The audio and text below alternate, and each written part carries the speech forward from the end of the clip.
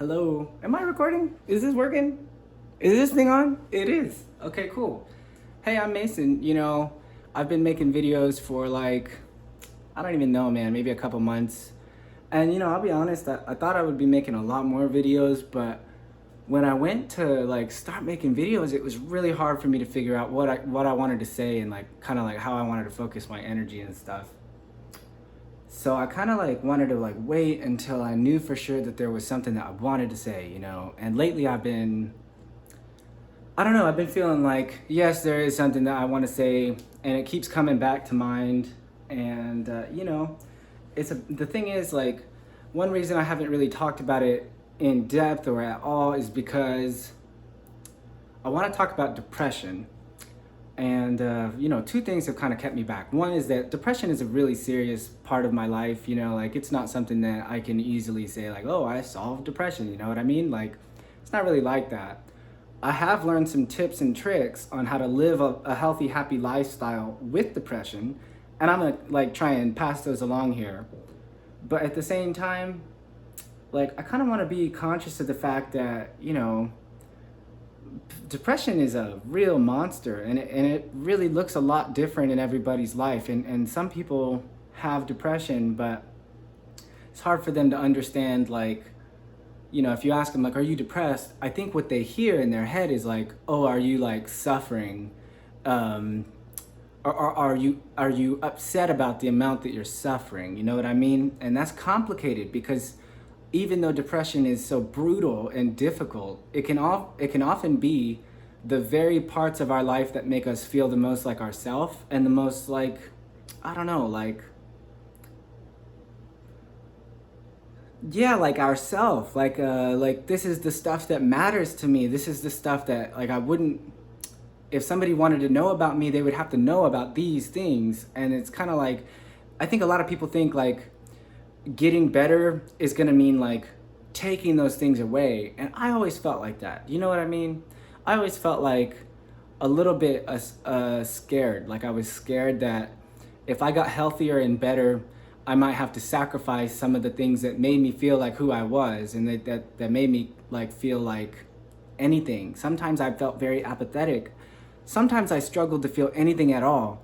And just having the pain of my life, sometimes it was refreshing enough to just be you know what, at least I feel something. You know what I mean? I don't know if that's weird or if that's just me, or maybe you have felt that too, but I've started to think about depression in a different way. I think about depression now as carrying a heavy weight, okay? I think I have a weight around here somewhere on the floor. Let's see. Where are you? Yeah, okay. All right. So here's a dumbbell, okay? Imagine that you had to carry this around, all right? I think everybody has to carry something around. Everybody carries some weight. But I don't know how much you carry. And I don't really, I can look at this and say this is a 15-pound dumbbell. With my depression, I can't look inside and see how much weight is written on this dumbbell. And sometimes it can be embarrassing or frustrating for me because I just want to know, am I strong? Am I strong or am I weak? Is the reason that I'm depressed because I'm too weak to carry this burden?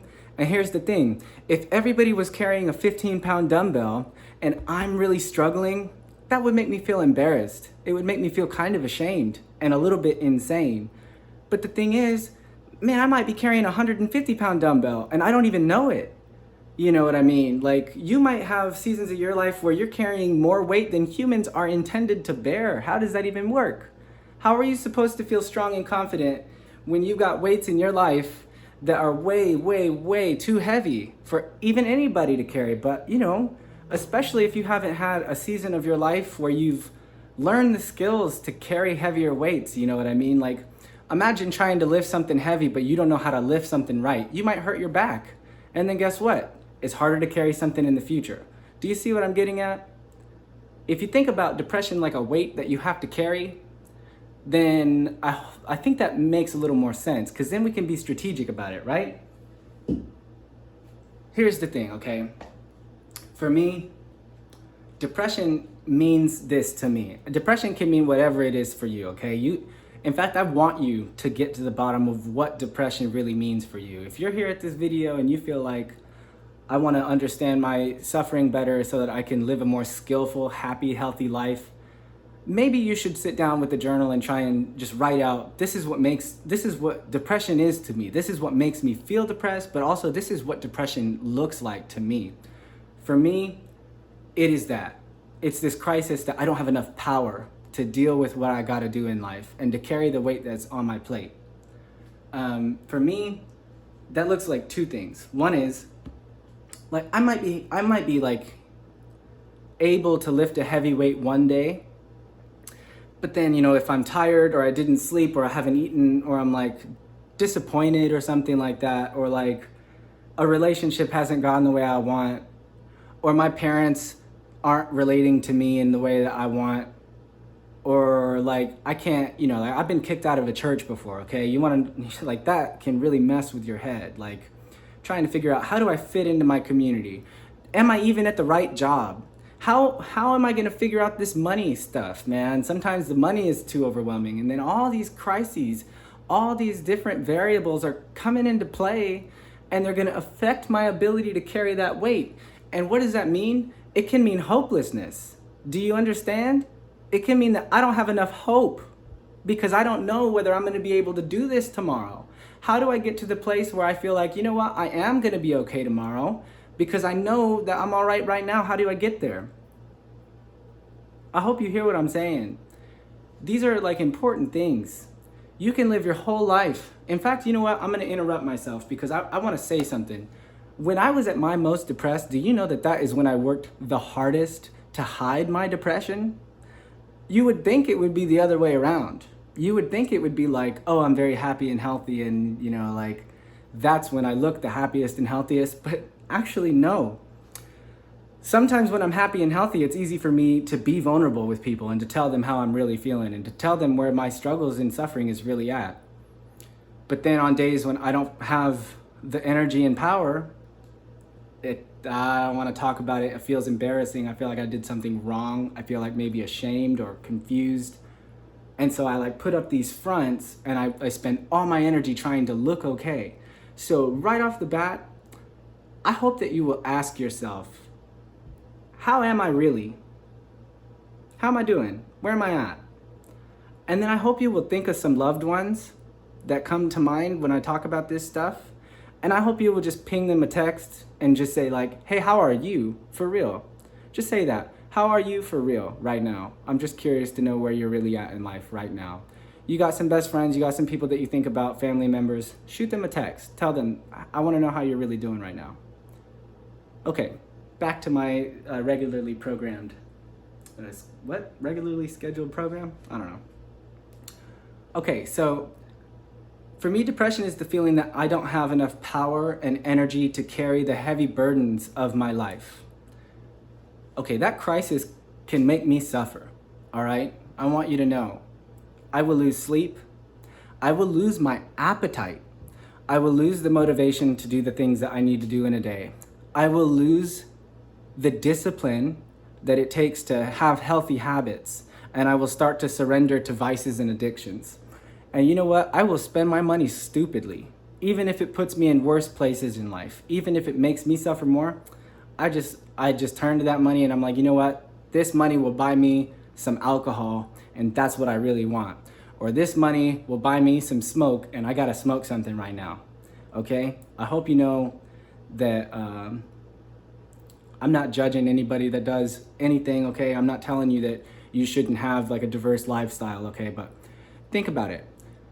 If you're struggling, doesn't it kind of like tempt you to do things that are gonna set you up to be in a worse situation tomorrow? We can't be like that. I would say, if you think that your suffering might be like pretty intense or pretty serious, if that just registers for you and you hear those words and you're like, yeah, that's probably me, I think that maybe we should try and reframe this whole strategy so that we can actually focus on the right things and get, some productive, lifestyle, habits, it's hard to say. But Here's something that I think is important. For me, I always thought the goal was to reduce the suffering. Isn't that crazy? So like, let's say that this is my life struggle. It's 15 pounds, okay? And it makes me feel chronically fatigued. It makes me feel tired and embarrassed, and it makes me struggle and suffer. Maybe if I had a 10-pound weight, I would be better. It's easy to get there, okay? And then all of a sudden in your head, you're like, man, I wish this, I wish that. That's a trap, man. Because first of all, this is probably not as optional as you think, okay? Some of your suffering is programmed into your life by your background, by your current situation, things that you can't really change. It might be that you've lost someone. It may be death, okay? But even breakups have set me back, like really a lot. You know, I've had breakups that feel like divorces to my soul. Brutally difficult. Like sometimes impossible, okay? Not just breakups, but you know, I lost jobs. That's pretty embarrassing. I've been kicked out of churches. That's pretty embarrassing. Don't know what to do. That's pretty embarrassing. And all I'm thinking is like, man, if I could just like reduce the pain, take the pain away, right? Well, you know, if I have the power and the energy to carry that burden better, and I'm gonna get around to the feeling of like, oh, I don't know that I can carry this burden. So don't feel like I'm gonna challenge you to do something you cannot do, okay? I'm gonna come around to this. But I just wanna say, like, reducing your suffering is like, there are ways to do that. You should probably think about seeing a therapist. Just change up the mix of your life, man. If you've never seen a therapist and you're one of the people that's like, oh, I'm not gonna do that, I don't need that. Like, what are you losing by trying something new? Even if it's not therapy, like church, okay? Like, I just told you I've been kicked out of churches. Like, church is not always like, sometimes I'm like oil and water with churches, okay? But if you've never been to one and you're frustrated, what do you lose by trying something, okay?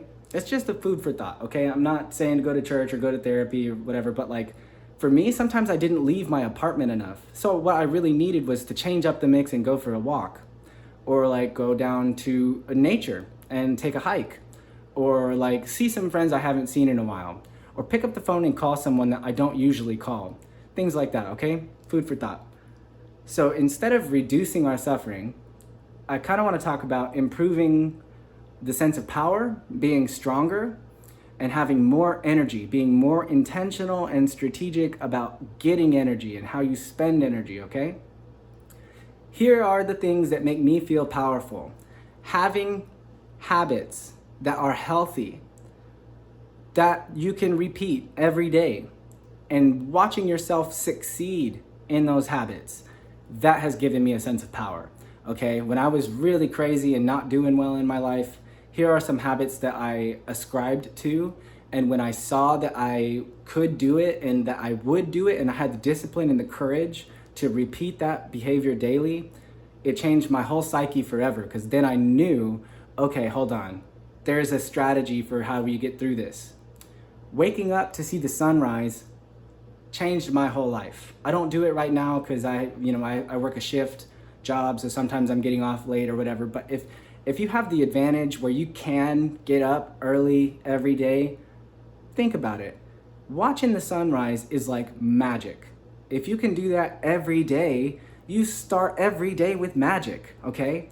Having a nice breakfast makes your whole day feel more powerful. It helps you to eat food later. It helps to get your stomach going, helps you to feel like, okay, like we're up, we're ready, okay? If you're not a kind of person that has done that, maybe just try it for a week. See if, like, okay, I'm gonna have, you know what I eat for breakfast? Guacamole. It's fatty, it's delicious, and I'm always hungry for it. It goes down easy. I try that, okay? Or like sometimes cereal, but cereal, maybe that doesn't do the, I think you need to have some fatty food in the morning. That's my thought. Also, reading every day has made me feel more powerful. Creating every day, sitting down and doing something creative every day has made me feel more powerful. And you know what? That one's really important to me because, like, in fact, I'm gonna get my guitar. One sec.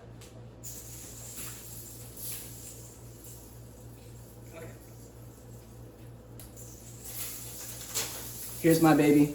Am I still recording? Is this working? Yes. Okay, good. Here's my baby, okay? There's a warm-up that I do on this, and it just is real easy. You just, like, you can't probably see my picking hand, but it's just going up and down. That's what I'm practicing. And on the frets, I'm just,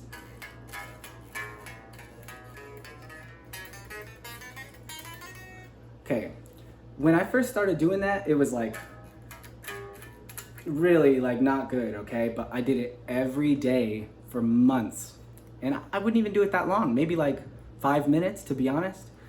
But then, you know, I haven't done it today, so it's kind of a bad example, but you know, eventually you're gonna be like, see, yeah, that's a bad example, but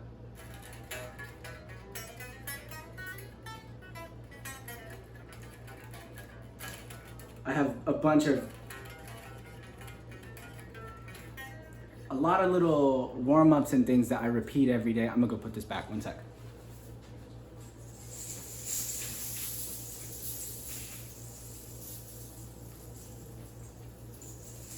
Now, doing that every day, it doesn't just make me feel more powerful, it makes me more powerful. Power in you know, Spanish, poderoso, it means I can do it, you know, like power means I can do that, okay? So to feel more powerful, you might have to augment the things that you can do, okay? So push-ups. Will doing push-ups every day improve your feeling of power? Yes. Why? It will literally make you more powerful. It will make you stronger, okay? Not only that, like, man, I used to be like 60 pounds heavier than I am right now, but I was eating things that I was allergic to and I didn't even know it, and I was like drinking way too much beer and stuff, cut back on the beer and like stopped eating so much carbs. I lost a ton of weight, and guess what? That made me feel more powerful, because now I am more powerful than I was back then. Back then, I really wasn't as healthy. If I need to run a mile, I can do that a lot better than I used to be able to. And you might think, well, I don't have to run a mile. I know that, but here's the deal, man. You evolved in a nature on a planet. You should follow the channel Nature is Metal on Instagram. And just ask yourself, like, is this the same planet? Because here's the deal. The animals on the veldt in Africa, they gotta be fast. They gotta be fast because the predators are fast. Their life is on the line. It is scary out there. And that's where we evolved. That's where our brains are from, okay? That's where our bodies are from. We are designed to run from animals that are trying to kill us. And if you've never been chased by an animal that's trying to kill you, you may think, well, who needs that? I'm not gonna like run a mile, do you know what I mean? But then in your head, you might have a chronic sense of like, man, I really feel like if I gotta run, I'm gonna fail. That feeling of like, I'm gonna fail, that's something that you can literally improve by making your body do difficult tasks. And if you do them every day, you will learn that you are way more powerful already than you even believe about yourself. Here's another one. Having the courage, okay, I'm just gonna put it in like a very deliberate, understandable way, okay? Let's say I'm at a bar and I keep getting glances from an attractive lady about my age, okay? Man, I really want to talk to her. I want to talk to her, but I don't know if I can do it. You hear that? I can do it again? Man, I feel like I might not have the power that it takes. Okay? That's another reason to get therapy. Therapists can really help you with this, okay? Like learning how to approach people and talk to people and be healthy and happy in your relationships and stuff, how to communicate better, all this stuff, right? Okay, so if you say every day, you know what, when I go outside, I'm gonna try and like smile at strangers. And when they look at me in the eye, I'm not gonna like flinch and, you know, panic. That's this guy, okay? I'm very, very socially paranoid. But that's something that I decided maybe like 2 years ago, like, you know what? I wanna feel proud of who I am. So I started doing yoga every day. And that was the first step of helping me to alleviate my paranoia. I encourage you to give it a shot. I can't say that it'll work for you because I'm not you. I have no evidence to support that. But I can tell you from me, it saved my life. Yoga was a kind of salvation in my life. I want to tell you that, okay? It made me feel like I could go talk to that hot girl at the bar, okay? It made me feel like when people passed me on the street, I could smile and nod and not like flinch and like, oh, please don't look at me. Do you know what I mean? It's food for thought. These things make me feel more powerful. And the fact that I'm like focusing every day is really helpful. I'm gonna give you a little bit of like a challenge here, okay? When I felt very, very depressed and lonely and afraid, panicky, anxious, hopeless is the feeling of like, how much longer is this gonna happen, man?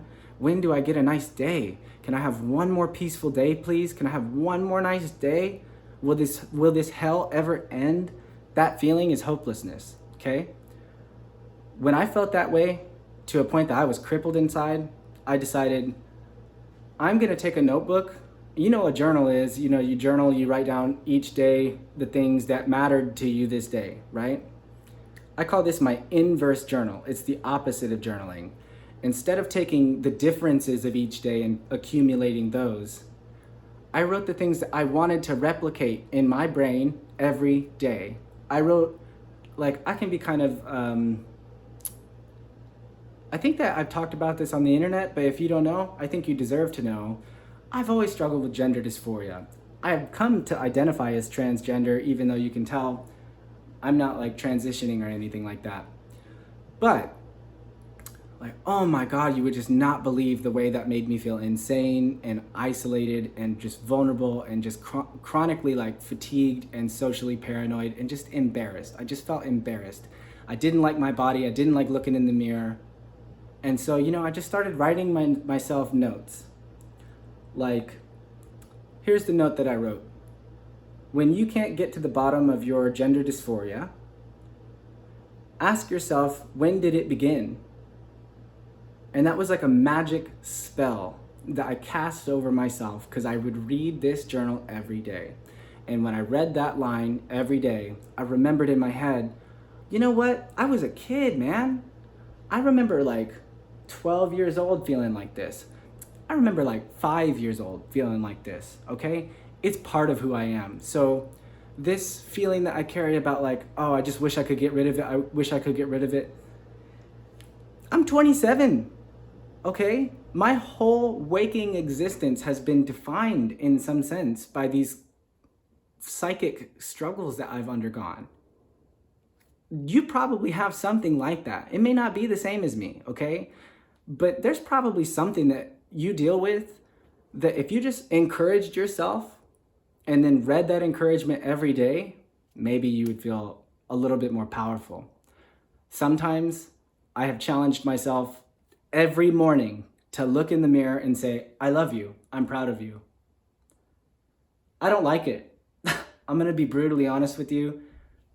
Fucks with my head a little bit. I don't really love to do that because it's embarrassing. It's really embarrassing, but isn't that a shame? When I did it the first time, I felt like a lunatic. Lunatic? I felt like a lunatic. But then like the 75th time, I walked up to the mirror and I was like, I do love you, man. I do love you and I am proud of you and we're gonna get it. Let's go get it. We're gonna be okay. You know what I mean?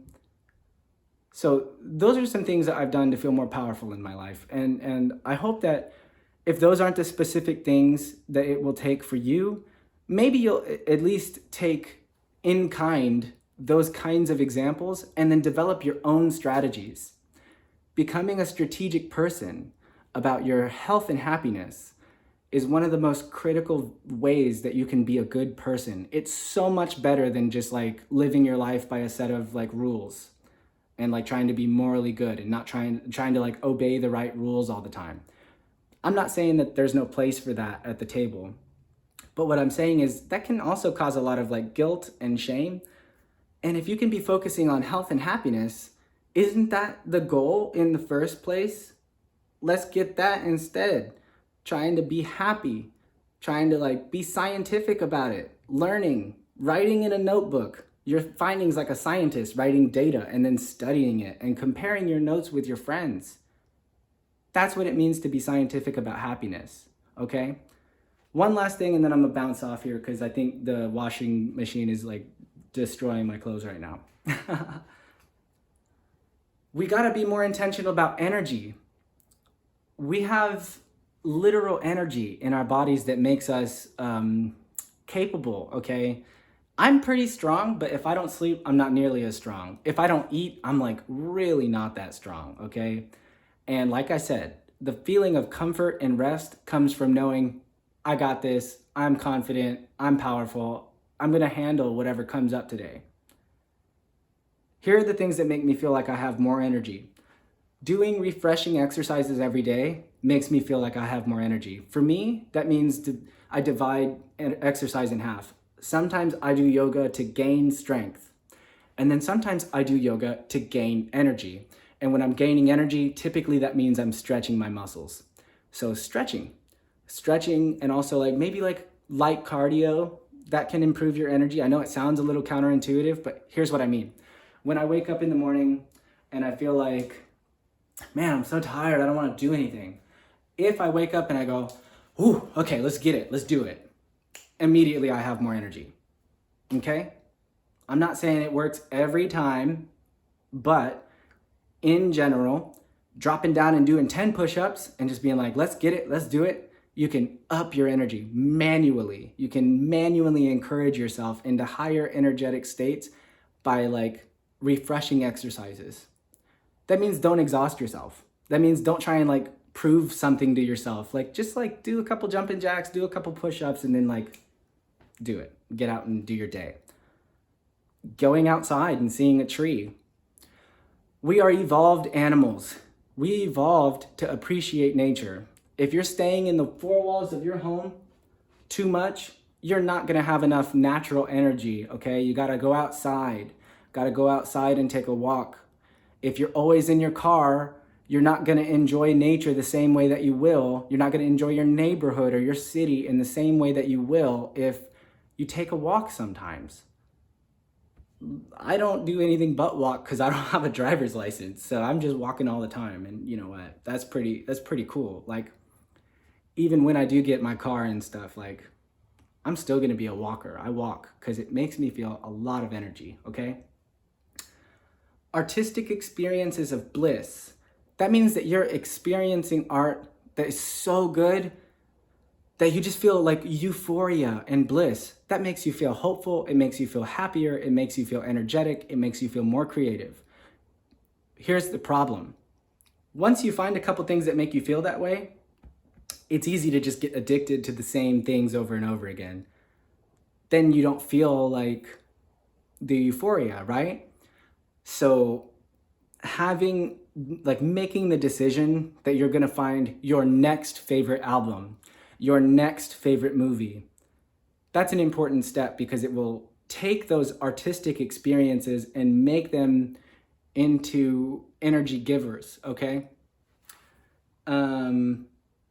Refreshing relationships.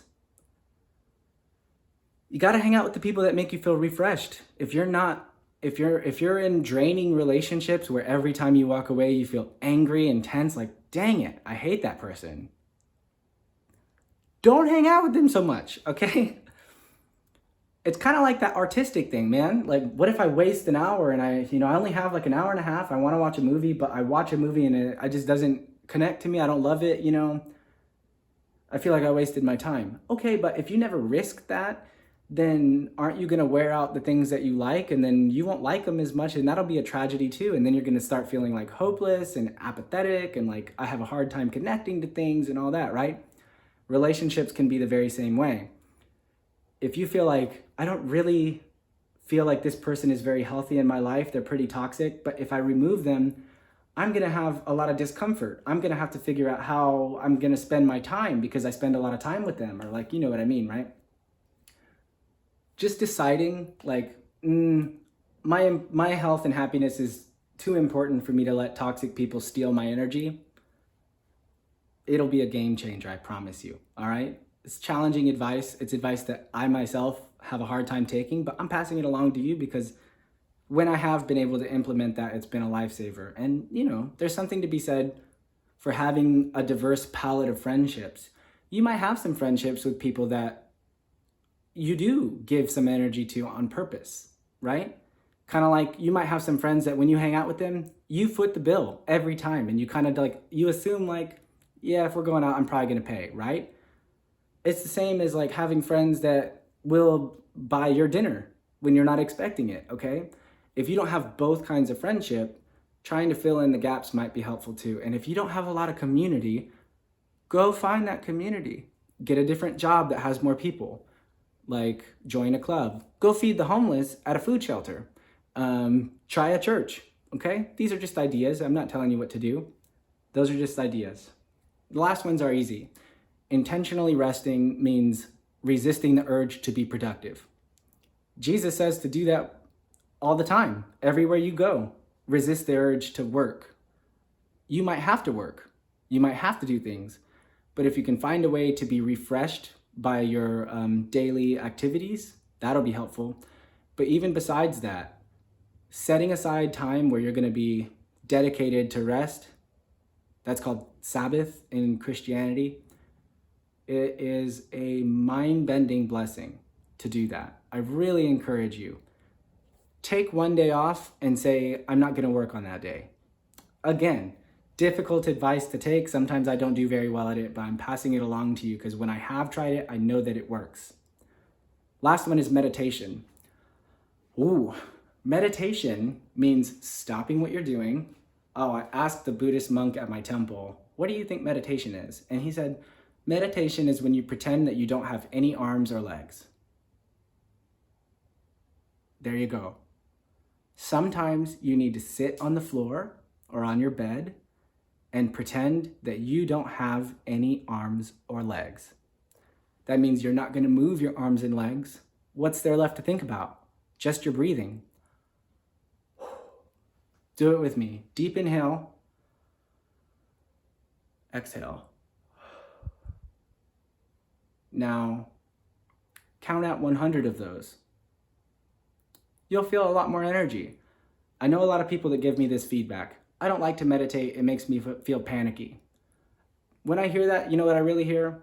When I stop distracting myself, I notice that I always feel panicky. This is all dedicated to hopefully making life less panicky and stressful and less like brutally hopeless and difficult, okay? I hope this is valuable to you. And like I said, I'm not a success story. My life was brutally messed up and horrible, and I was saved by a miracle when I tried to die. So I'm never gonna judge you because I myself, I just couldn't figure it out sometimes. Sometimes it felt overwhelming. That's what I'm gonna end on, okay? I wanna say one last thing, and then I'm gonna go take my clothes out of the dryer before they're burnt to a crisp. At some point, you're gonna have to answer this question. Is there an author who is writing my story? And if so, what will it take for him to be nice to me? Why is he so mean to me? I'm just trying to have a nice time down here, but everything that I do seems like I'm getting punished all the time. I get the worst luck. Every time that I say I really need to have a good day, it's the worst day. Why is that? Am I in trouble for something? Why is it like this? And then if I'm telling you, you gotta be more powerful, you gotta have more energy, and then you can do it. You're gonna be okay. You can carry heavy weights, yay. And if you're hearing that through the lens of like, well, you don't understand that it feels like life is conspiring to defeat me all the time, that can be very hopeless and it can induce hopelessness. So the last thing that I want to do is just to speak specifically to people who feel like life is ganging up on them to intentionally ruin their soul or something, okay? You can come to the position in life where you say, I'm going to strive to be free from my addictions and to have happy, healthy lifestyles, like habits, like waking up on time, taking a shower, meditating, going on a run, journaling, and, writing a poem every day. I'm going to do that like boot camp, even though it's hard, 2-a-days. It's hard. I get it. It's hard, but you're going to do it just to try this, riddle? No. This challenge? No, not even a dare. What is it? It's a experiment. It's an experiment. if there is someone controlling the circumstances of your life, what I mean by that is that it's not actually random, the things that are happening in your life, that there actually is a specific conspiracy against you. Crazy thought, I know. Call me paranoid, but I think it's true. Then you're trying to like manifest a better energy, right?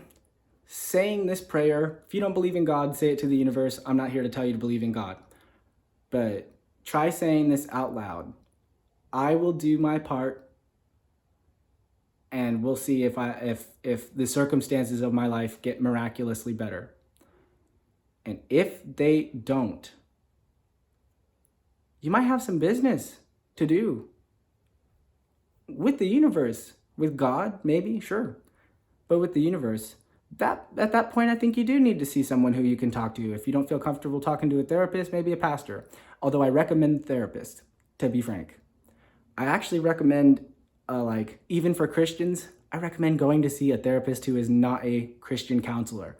I recommend going to see someone who will challenge your worldview and shake you up a little bit. That's just a thought, okay? My 2 cents. But here's the point. Start by doing the things that you can do and controlling the things that you can control, because that will at least put you at ease so that you don't feel so guilty, like you're fucking up, all right? That's how I felt for a long time. I'd be like, okay, I need this money, but I'm so panicked about money that the only thing I can think to do with this money is to spend it on alcohol so that I can drink away the stress about not having enough money. And if I drink enough alcohol, then I won't care that I've spent all my money on alcohol. At that point, the next step for me was, I need to figure out my addiction to alcohol. That's just my 2 cents. After that, there was some things that I needed to work through by prayer. Kind of angry prayers, to be honest. Eventually it got to the point where I was having these like drag out fights with God. Like, hey, you know what? What the fuck is this, man? I'm trying to do my best here and I'm still getting, and eventually it comes back around to like, how much do you love yourself? How much do you love yourself? That's what I kept hearing in my mind. When I would point my finger at the sky and shake my hand and say like, why is this happening? It always kept cycling back to like, I don't know, why do you hate yourself, Mason? Why do you hate yourself? Oh man, why do I hate myself? Why does it have to be about that? I don't want to talk about that. I hope that you will be brave enough to love who you are and accept who you are. That's how I'm gonna leave it, okay? I love you. I think you're rad. That's really all I got for you. At least today, it's something on my mind. It's been on my heart. There's a lot of people on my mind that I hope maybe this might be some sort of like inheritance today that you can take with you, okay? And it doesn't have to fix your life. All it has to do is just nudge you in a good direction and give you a little bit of hope. I hope it does that, okay? I'm praying for you. I love you. Namaste. Namaste.